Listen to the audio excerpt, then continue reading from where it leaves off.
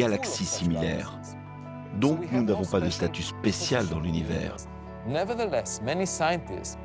beaucoup de scientifiques préfèrent encore croire que nous sommes au centre de l'univers biologique, de l'univers vivant, que la vie est unique sur Terre et en particulier, la vie intelligente est unique sur Terre.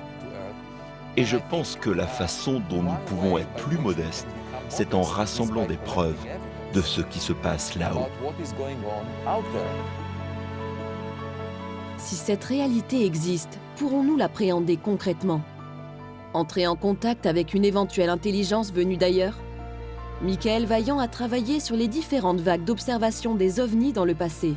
Ces vagues d'observation n'ont pas été très nombreuses dans l'histoire récente de l'homme. Elles ont commencé après la guerre. Elles ont eu lieu sur de grandes régions du globe, à l'échelle des États-Unis par exemple, ou de l'Europe.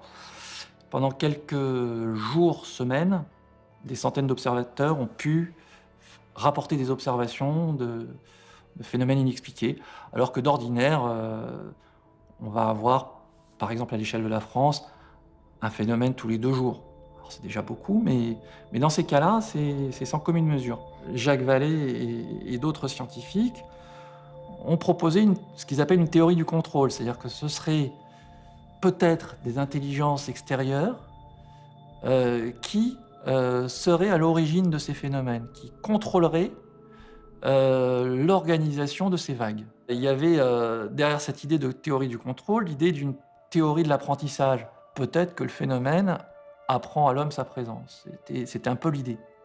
Il y a des méthodes qu'on appelle méthodes d'apprentissage espacées dans le temps, qui vous permettent de réaliser un apprentissage, effectivement, à l'échelle d'un individu, pas d'une société, et qui vont vous permettre d'économiser l'énergie et le temps que vous allez passer pour apprendre une notion. C'est-à-dire, je suis très feignant, je veux apprendre une liste de mots, et je veux économiser mon énergie. Plutôt que de répéter bêtement cette liste de mots de façon séquentielle tous les jours, je vais petit à petit espacer le temps entre mes apprentissages. Et ça suit, à ce moment-là, une loi de puissance, qui est une loi qu'on mesure à l'échelle de l'homme, qui en général est une loi en puissance de 2. C'est-à-dire le temps qui va augmenter de façon à doubler à chaque fois qu'on va vouloir refaire un apprentissage. 1, 2, 4, 8, 16, 32, etc.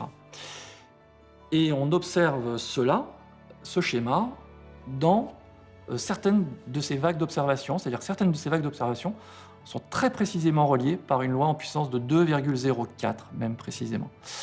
Et cette